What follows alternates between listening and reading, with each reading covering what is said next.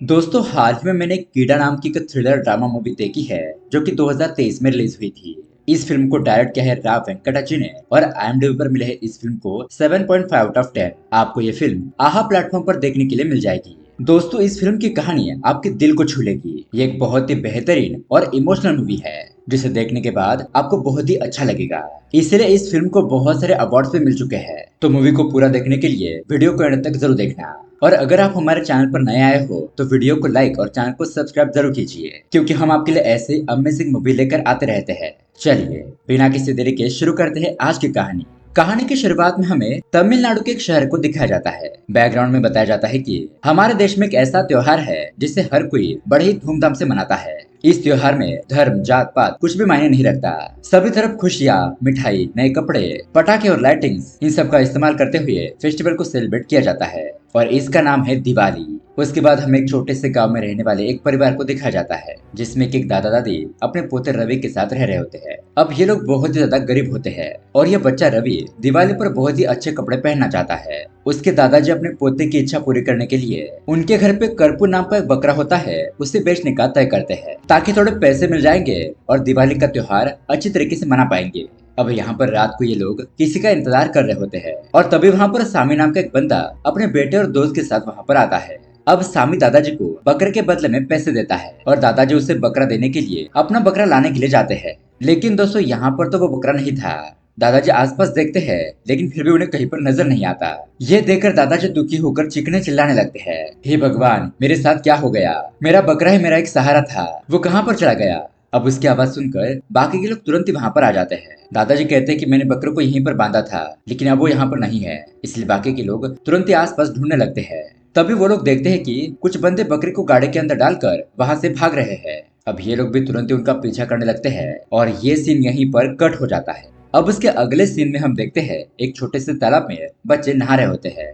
रवि भी अपने बकरे के साथ यहाँ पर तालाब में नहाता है, मस्ती करता है। उसके बाद ये सभी लोग अपने घर पर जाने लगते हैं। तभी उनमें से वो लड़के कहते हैं कि मेरे पिताजी इस दिवाली में मुझे बहुत सारे पटाखे और नए कपड़े दिलवाने वाले हैं और मेरे कपड़े जो है ना वो एकदम कोट के जैसे है। दूसरा लड़का कहता है कि मेरे पिताजी मुझे गांव से दूर के शहर में शॉपिंग करने के लिए ले जाएंगे। तो वो लड़के रवि से भी पूछते हैं। रवि बताता है कि मेरे भी दादाजी मुझे नए कपड़े खरीदने वाले हैं। तो वो लड़के कहते हैं कि तुम्हारे दादाजी तो यहाँ पास की दुकान में जाएंगे और वहीं से कपड़ा खरीद कर दे देंगे या फिर पिछली बार की तरह एक छोटा सा पटाखे का बक्सा देकर तुम्हें खुश कर देंगे।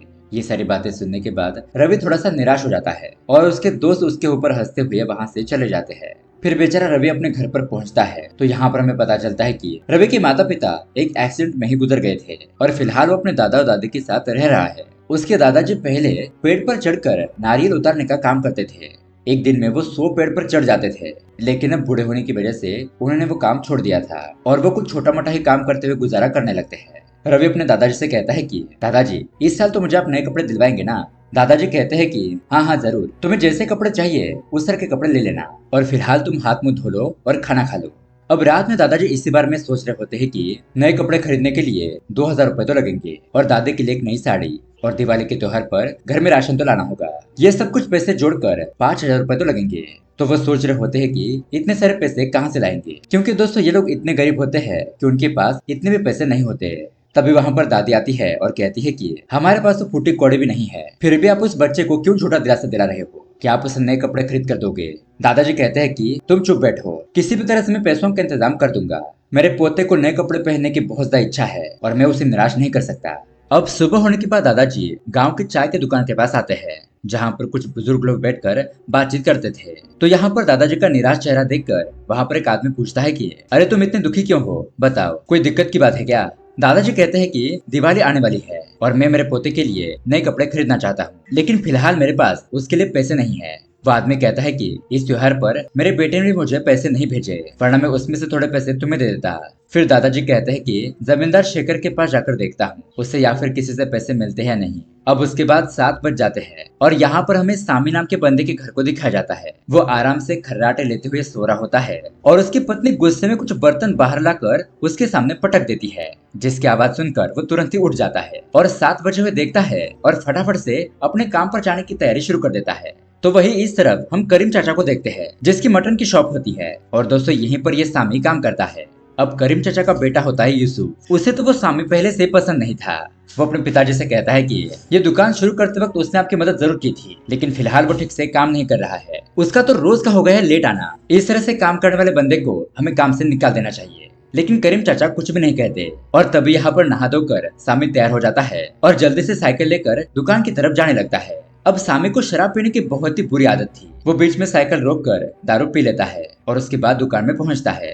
करीम चाचा का बेटा यूसुफ उसे गुस्से से घूरने लगता है, लेकिन फिर भी सामी चुपचाप वहां पर जाकर तुरंत ही अपना काम शुरू कर देता है। अब उसके अगले सीन में हम दादाजी और रवि को देखते हैं जो कहीं पर जा रहे थे। तभी वहां पर रवि के दोस्त का घर आता है और रवि अपने दोस्त के पास जाकर उसे कहता है कि तुम मुझे अपने नए कपड़े दिखाओ ताकि मैं भी उसी की तरह के कपड़े पहन सकूं। लेकिन दोस्तों उस बच्चे की माँ ने तो कपड़े को लॉक कर दिया था और वो उसे कहती है कि दिवाली के दिन पर ही मेरा बेटा कपड़े पहनेगा, तब तुम देख लेना। अब मैं तुम्हें कपड़े नहीं दिखा सकती वरना वो गंदे हो जाएंगे। बड़े आए कपड़े देखने वाले, चलो जाओ यहाँ से। तो इस बात से रवि को बुरा लगता है। फिर वो और दादाजी आगे बढ़ते हैं। तभी वहां पर एक आदमी पेपर पढ़ रहा होता है और उसके पीछे बच्चों के फैशन की एक एड होती है। उसे देखकर रवि कहता है कि दादाजी ये देखिए, मुझे इसी तरह के कपड़े चाहिए।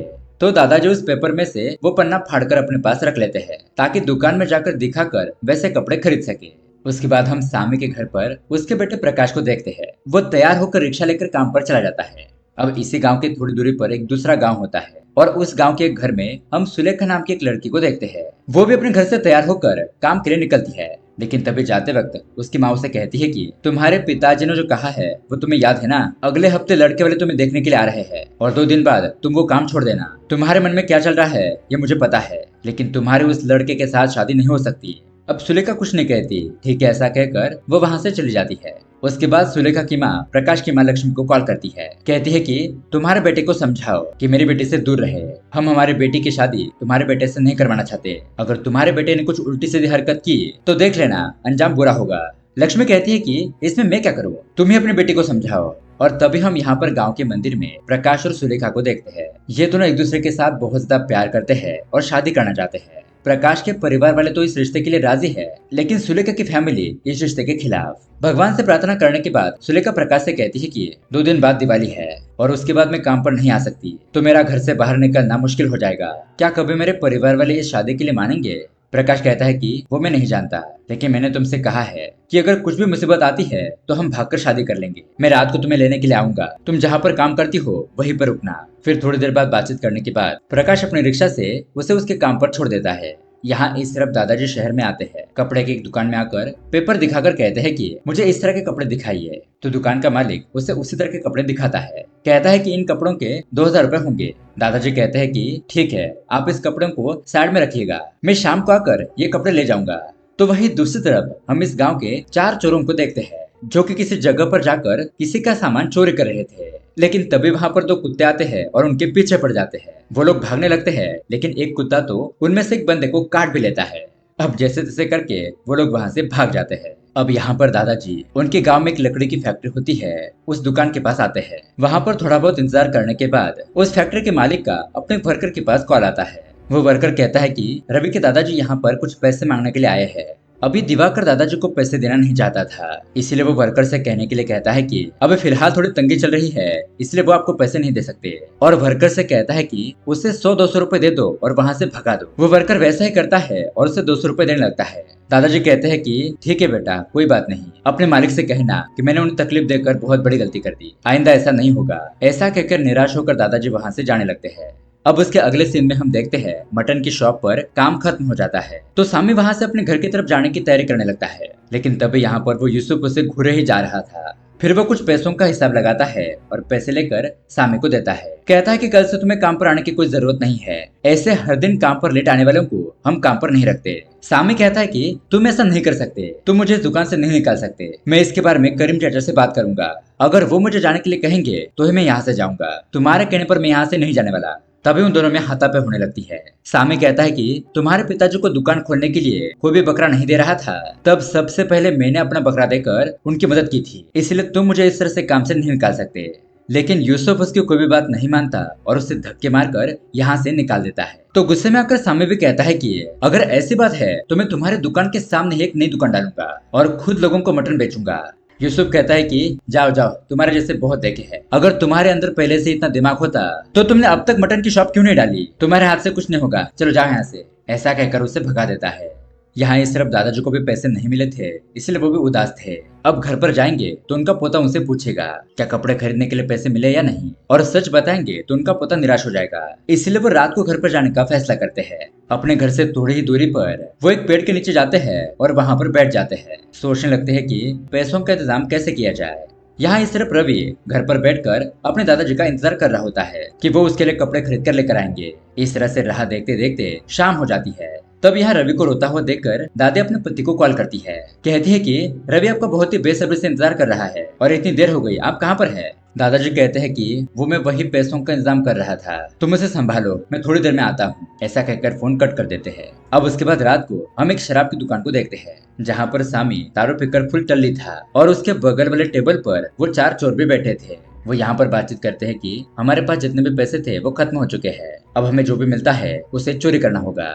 और यहाँ पर सामी अपने एक दोस्त के साथ मिलकर दारू पीते हुए उस यूसुफ को गालियां दे रहा होता है कि उसकी हिम्मत कैसे हुई मुझे काम से निकालने की। इस तरह से अब उसका दोस्त उसे समझाता है और चुपचाप घर पर जाने के लिए कहता है। अब रात को दादाजी घर पर पहुंचते हैं, तब तक रवि सो चुका था। वो उसे अपने गोद में सुलाते हैं और कहते हैं कि अच्छा वही सो गया, वरना मुझसे बहुत सारे सवाल करता। और यहाँ पर दारू पीकर सामी भी अपने घर पर पहुंचता है। उसे ऐसा देखकर उसकी पत्नी उसे डांटने लगती है कि तुम सिर्फ दारू पीकर ही घर पर आओ, घर में 1 रुपया भी मत दो। तो यहाँ पर सामी रोते हुए कहने लगता है कि करीम चाचा का बेटा खुद को समझता क्या है, वो मुझे काम से निकालेगा।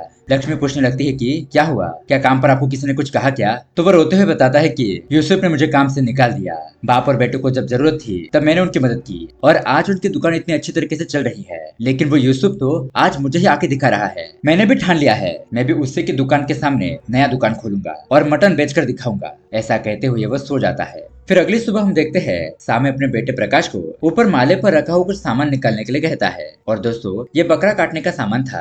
अब अपना पति नया काम शुरू करने के लिए जा रहा है। ये देखकर लक्ष्मी उसने जो 500 रुपए बचा कर रखे थे वो अपने पति को देते हुए कहती है कि मुझे नहीं पता कि तुम सच बोल रहे हो या झूठ, तुम ये पैसे लेकर शराब भी पी सकते हो, लेकिन अगर तुम सच में सुधरना चाहते हो तो ये पैसे लेकर अपना काम शुरू करो। ये देखकर सामे अपनी पत्नी को धन्यवाद करता है और वो उसे वादा करता है कि आज के बाद मैं शराब नहीं पीऊंगा। उसके बाद उसका दोस्त वहाँ पर आता है और सामे और वो गांव में बकरा ढूंढने के लिए चले जाते हैं। जाते वक्त बेटे को सारा सामान धोकर रखने के लिए कहते हैं। यहाँ पर हम दादाजी को देखते हैं जिन्होंने अब उनके बकरे को बेचने का फैसला किया था। उस बकरे को खरीदने के लिए वहाँ पर एक आदमी आता है। वो बकरे को उठाकर देखता है और कहता है कि 15 किलो का तो होगा।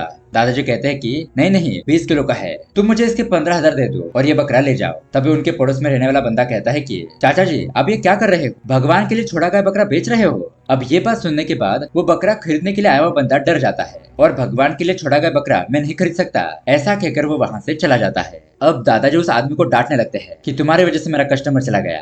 तभी वहाँ पर रवि आता है और अपने दादाजी से कहता है कि दादाजी क्या आप करपू को बेच रहे हो। दादाजी कहते हैं कि तुम्हारे लिए नए कपड़े और दिवाली मनाने के लिए हमें पैसों की जरूरत है, इसलिए हमें इसे बेचना ही होगा। रवि कहता है कि दादाजी मुझे कपड़े नहीं चाहिए, मुझे कुछ भी नहीं चाहिए, बस आप करपू को मत बेचिए, मैं इस बकरे के बिना नहीं जी सकता, मैं उससे बहुत ज्यादा प्यार करता हूँ दादाजी। अब यहाँ पर हम देखते हैं कि रवि जब छोटा था तब से उसने इस बकरे को पाला था। वो उसे हमेशा बहुत ही लाड़ प्यार करता, उसके साथ रहता, हंसता कूदता, और इसलिए वो उस बकरे को बेचना नहीं चाहता था। यहाँ इस तरफ हम सामी और उसके दोस्त को देखते हैं। वो गांव में बकरा खरीदने के लिए अलग अलग लोगों के पास जाते हैं, लेकिन बकरा बेचने वाले लोग कहते हैं कि हमें तो अभी के अभी पूरे पैसे चाहिए, पूरे पैसे दे दो और बकरा ले जाओ। लेकिन सामे के पास तो सिर्फ 500 रुपए थे। वो रिक्वेस्ट करता है कि दिवाली आने वाली है, कल सभी लोग मटन खरीदेंगे, अच्छा धंधा होगा और उसके बाद मैं आपके पैसे लौटा दूंगा, आप मुझ पर भरोसा रखिए और बकरा दे दीजिए और एडवांस के तौर पर ये 500 रुपए रखिए। लेकिन कोई भी उससे बकरा देने के लिए तैयार नहीं होता। कुछ लोग तो कहते हैं कि तुम जहाँ पर काम करते हो उस यूसुफ ने हमें धमकी दी है कि अगर तुम्हें बकरा दे दिया तो वो हमसे बकरी नहीं खरीदेगा, अब तुम ही बोलो कि हम क्या करें, इसलिए हम तुम्हें बकरी नहीं दे सकते। इस तरह से दर दर भटकने के बावजूद भी सामे और उसके दोस्त को निराशा ही हाथ लगती है, उन्हें कोई भी बकरा नहीं बेचता। अब उसके अगले दिन सामे को पता चलता है कि रवि के दादाजी उनके बकरे को बेचने वाले हैं, तो वो तुरंत ही उनके घर पर पहुंच जाता है। सामे कहता है कि मैं आपका बकरा खरीदने के लिए तैयार हूँ। वो उसे 500 रुपए एडवांस के तौर पर देता है। दादाजी कहते हैं कि मैं अपने बेटे को नए कपड़े दिलवाना चाहता हूँ और इसलिए मैं इस बकरे को बेच रहा हूँ, तुम मुझे 10,000 रुपए दे दो और इस बकरे को ले जाओ। सामी कहता है कि कल दिवाली है इसलिए सब लोग मटन खरीदेंगे, मैं सारे पैसे इकट्ठा करके शाम को आपको दे दूंगा और फिर बकरी ले जाऊंगा। ऐसा कहकर वो चला जाता है। अब यहाँ पर सुलेखा को कॉल आता है और प्रकाश से कहता है कि मैंने कोर्ट मैरिज की सारी तैयारी कर ली है, रजिस्ट्रेशन के लिए तुम अपने डॉक्यूमेंट साथ में लेकर आना और आज रात जहाँ पर काम करती हूँ वहाँ पर रुकना, मैं वहाँ से तुम्हें ले जाऊंगा। सुलेखा ठीक है ऐसा कहकर डॉक्यूमेंट ले लेती है और फिर माँ को अलविदा कहकर वहाँ से निकल जाती है। अब यहाँ पर सामी सोच में बैठा होता है कि वो उस बकरे को खरीदने के लिए पैसे कहाँ से लाएगा। तभी उसका दोस्त वहाँ पर आता है और उसे एक जबरदस्त आइडिया बताता है, कल दिवाली है तो सब लोग मटन खरीदेंगे। यहाँ पर लोग 700 रुपए में मटन बेच रहे हैं, तो हम उन्हें 600 रुपए में बेचेंगे और उनसे 300 रुपए एडवांस में लेकर कल उनके घर पर मटन को डिलीवर करेंगे। अब यह आइडिया उसे पसंद आ जाता है और फिर क्या था, ये लोग तुरंत ही काम पर लग जाते हैं। वो लोग अलग अलग दुकान पर लोगों के घर पर जाकर उन्हें अपना काम समझाते हैं कि कल सुबह तुम्हारे घर पर मटन पहुंच जाएगा और वो भी 600 रुपए में। तुम्हें आज बस 300 रुपए देने हैं। अब इसके लिए कुछ लोग मानते हैं, कुछ लोग नहीं मानते। फिर शाम हो जाती है और ये लोग सिर्फ 4000 रुपए ही कमा पाते हैं। फिर सामी देखता है कि अपने बेटे प्रकाश के पास कुछ पैसे है। वो अपने बेटे से पैसे मांगता है और कहता है कि मुझे पैसे मिलेंगे तो मैं तुम्हें दे दूंगा। फिलहाल मैं नया काम शुरू करने के लिए जा रहा हूँ, इसलिए मुझे पैसे दे दो। अब दोस्तों, प्रकाश ने तो ये पैसे अपने शादी के लिए रखे थे और यहाँ पर वो अपने पिता को पैसे देने से मना भी नहीं कर सकता था। उसकी माँ भी कहती है कि बेटा, पिताजी को पैसे दे दो, वो तुम्हें बाद में पैसे दे देंगे। इसलिए प्रकाश अपने पिताजी को 5 से 6000 रुपए दे देता है। अब वो पैसे लेकर सामी अपने दोस्त के साथ बेटे की रिक्शा में बैठता है और ये तीनों मिलकर दादाजी के घर के पास आते हैं। सामी दादाजी को पैसे देता है और बकरा देने के लिए कहता है। दादाजी पैसे लेते हैं और बकरा लेने के लिए जाते हैं। उन्होंने बकरे को घर के पिछले साइड में बांध दिया था, लेकिन जब वो वहाँ पर जाकर देखते हैं तो बकरा वहाँ पर नहीं था। ये देखकर वो चीखने चिल्लाने लगते हैं। और दोस्तों, ये वही सीन था जिससे हमने मूवी के स्टार्टिंग में देखा था। अब दरअसल दोस्तों, गांव में रहने वाले कुछ 4 चोरों ने उस बकरे को चुरा लिया था। अब सामी और वो बाकी के सभी लोग यहाँ पर आते हैं और बकरे को ढूंढने लगते हैं। तभी वो 4 चोर बकरे को चुरा कर गाड़ी के अंदर डालते हैं और वहाँ से भाग रहे थे, लेकिन तभी ये लोग उन्हें देख लेते हैं। वो तुरंत ही रिक्शा में बैठकर उन लोगों का पीछा करने लगते हैं, लेकिन वो चोर गाड़ी फास्ट चलाने की वजह से थोड़ा आगे चले जाते हैं। अब यहाँ पर ये लोग बीच बीच में रिक्शा रोककर लोगों को पूछते हैं और आगे बढ़ने लगते हैं। उसके बाद ये 4 चोर सरपंच के घर के पास गाड़ी को रोकते हैं, क्योंकि वहाँ पर भी बहुत सारी बकरियां बंधी हुई थी। ये लोग सोचते हैं कि आज बहुत सारी बकरियों को चुरा लेते हैं, दूसरे गांव जाकर बेच देंगे और बहुत पैसे कमाएंगे। उसी तरह से ये लोग उसमें से 3-4 बकरियों को चुरा कर गाड़ी में डाल देते हैं। तभी यहाँ पर सरपंच आंगन में फोन के साथ किसी पर बात कर रहा होता है और बकरियों की आवाज सुनकर वो उन चोरों को देख लेता है। अब वो चोर वहाँ से भागने लगते हैं, लेकिन सरपंच अपने आदमियों को इकट्ठा करके उनका पीछा करने लगता है। अब यहाँ पर हम देखते हैं कि ये सभी लोग उन चोरों का पीछा कर रहे थे। वो चारों चोर बहुत ज्यादा घबरा जाते हैं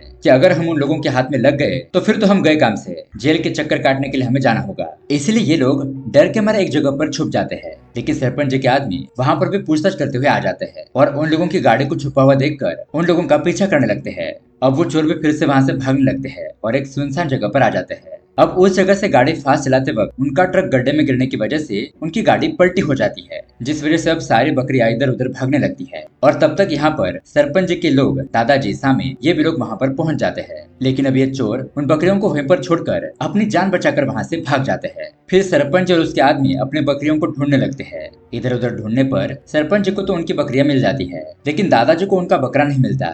ये लोग बकरे को ढूंढने लगते हैं, लेकिन उस बकरे को ढूंढते ढूंढते सुबह हो जाती है। सुबह के 4 बज गए थे और यहाँ इस तरफ लक्ष्मी के घर पर गांव के सभी लोग इकट्ठा हो जाते हैं। कहते हैं कि अब तक तुम्हारे पति को बकरा नहीं मिला तो वो हमें मटन कैसे देगा, हम हमारी दिवाली कैसे मनाएंगे, ऊपर से वो हमारे पैसे भी ले गया है। लक्ष्मी भी अब टेंशन में आ जाती है, लेकिन वो इस मामले को संभालते हुए कहती है कि मेरा पति नया काम शुरू करने के लिए गया था, लेकिन लगता है उसकी किस्मत ही फूटी है। आपको आपका मटन मिल जाएगा, आप चिंता मत कीजिए। ऐसा कहते हुए लक्ष्मी करीम चाचा को कॉल करती है। वो कहती है कि मुझे थोड़ी मदद चाहिए थी और वो उन्हें सारा मामला बताती है कि मेरे पति का और आपके बेटे के बीच में झगड़ा हो गया था, इसलिए वो नई दुकान डालकर पैसे कमाना चाहते हैं। लेकिन अभी तक उन्हें एक भी बकरा नहीं मिला, लेकिन हम लोगों ने लोगों से पैसे भी ले लिए हैं। क्या आप मेरे कहने पर अभी 15 किलो मटन यहाँ पर भेज सकते हो? करीम चाचा कहते हैं कि बेटी, तुम ये कैसी बातें कर रही हो, मैं अभी के अभी कुछ पैसों के साथ मटन भिजवा देता हूँ, तुम चिंता मत करो, सब कुछ ठीक हो जाएगा।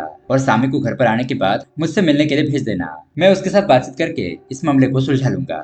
फिर लक्ष्मी गांव के लोगों से कहती है कि जाओ, तुम्हें तुम्हारा मटन मिल जाएगा। अब वो लोग जाने के बाद सुलेखा का बॉस उसे लेकर लक्ष्मी के घर पर आता है। बताता है कि सुलेखा आज बहुत देर तक कंपनी में रुकी थी, तो मुझे सारा मामला समझ में आ गया। सुलेखा आपके बेटे से बहुत ज्यादा प्यार करती है और आपका बेटा प्रकाश और ये आज रात भागने वाले थे, लेकिन तुम्हारा बेटा इसे लेने के लिए नहीं आया और ये भी अब अपने घर पर नहीं जाना चाहती थी, इसलिए मैं उसे यहाँ पर लेकर आया हूँ। दरअसल दोस्तों, रात भर प्रकाश अपने पिताजी सामी के साथ ही बकरे को ढूंढ रहा था, इसलिए वो सुलेखा को लेने के लिए जा नहीं पाता।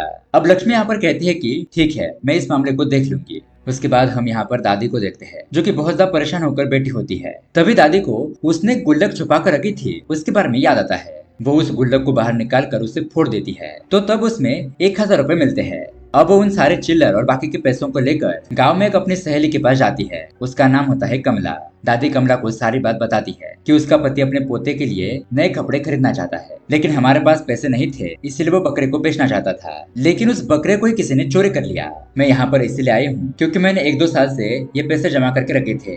अगर ये चिल्लर पैसे मैं दुकान पर लेकर जाऊंगी तो कहीं लोग मुझे चोर ना समझ ले, इसलिए पैसे लेकर मैं तुम्हारे पास आई हूँ। मुझे ये 1000 रुपए की चिल्लर लेकर 500 रुपए के 2 नोट दे दो। अब दोस्तों कमला एक अच्छी महिला होती है। वो अपने बेटे से कहकर 500 के 2 नोट ले लेती है, लेकिन अपनी तरफ से भी 500 का एक और नोट उसमें ऐड कर देती है। मतलब कि 1000 रुपए के बदले में उसे 1500 रुपए देती है। और उसने अपने पोते के लिए भी बहुत सारे पटाखे खरीदे थे, तो उसमें से थोड़े पटाखे वो एक थैली में डालकर वो दादी के पोते के लिए दे देती है।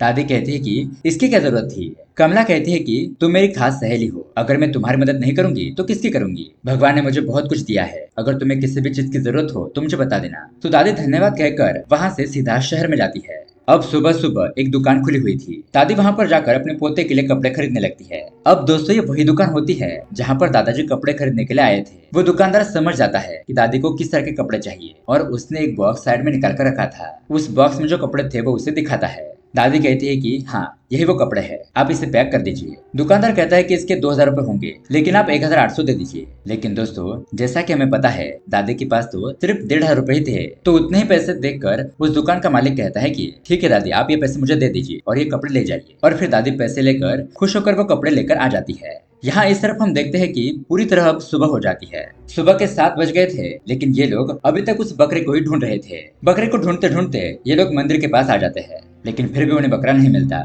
ऊपर से दादाजी भगवान को ही कोसने लगते हैं कि तुमने मुझे हमेशा दर्द के अलावा कुछ नहीं दिया, लेकिन सामे उसे संभालता है। फिर दादाजी सामे ने उसे जो 10,000 रुपए दिए थे वो उन्हें लौटा देता है। फिर सामे उसमें से कुछ पैसे अपने बेटे को देता है जो उसने अपने बेटे के पास से लिए थे। और फिर वो दादाजी को 2000 रुपए देते हुए कहता है कि आप इन पैसों से अपने पोते के लिए कपड़े खरीदिए। मेरा क्या है, लोग मुझ पर ऐसे ही गुस्सा करेंगे और लोगों की बातें सुनना तो मेरी आदत बन चुकी है, मैं वो सब कुछ देख लूंगा। लेकिन तभी उसे उसकी पत्नी लक्ष्मी का कॉल आता है। वो कहती है कि मैंने करीम चाचा को कॉल कर दिया था, वो हमारे नाम से सारे लोगों को मटन भेज देंगे, तुम चिंता मत करो और घर पर आ जाओ। फिर वो अपने बेटे को फोन देने के लिए कहती है और बेटे को बताती है कि बेटा तुम जिससे प्यार करते हो वो सुलेखा हमारे घर पर आ चुकी है, हम तुम्हारी शादी बड़े ही धूमधाम से करेंगे, इसलिए तुम लोग घर पर आ जाओ। अब ये बात सुनकर प्रकाश तो बहुत ज्यादा खुश हो जाता है। फिर वो फोन रखते हुए अपने पति से कहती है कि आप एक बार करीम चाचा के पास जाकर उनसे मिलिए, वो आपसे बात करना चाहते हैं। सामी ठीक है ऐसा कहकर फोन को कट कर देता है। अब दोस्तों ये लोग यहाँ से जा ही रहे होते हैं, तभी दादाजी को याद आता है कि जब भी उनका पोता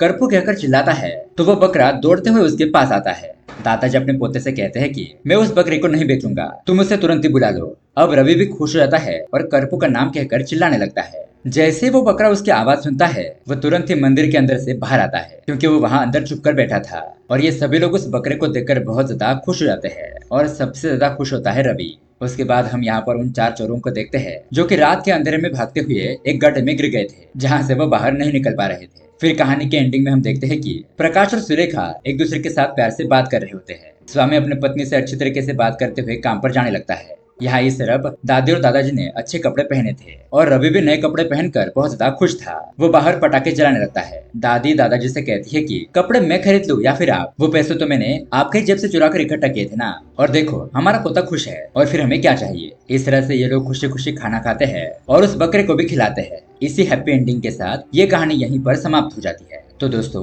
ये कहानी आपको कैसी लगी हमें कमेंट करके जरूर बताइएगा। साथ ही ऐसे ही अमेजिंग मूवी देखने के लिए हमारे चैनल को सब्सक्राइब जरूर कीजिए। मिलते हैं अगली वीडियो में। Thanks for watching.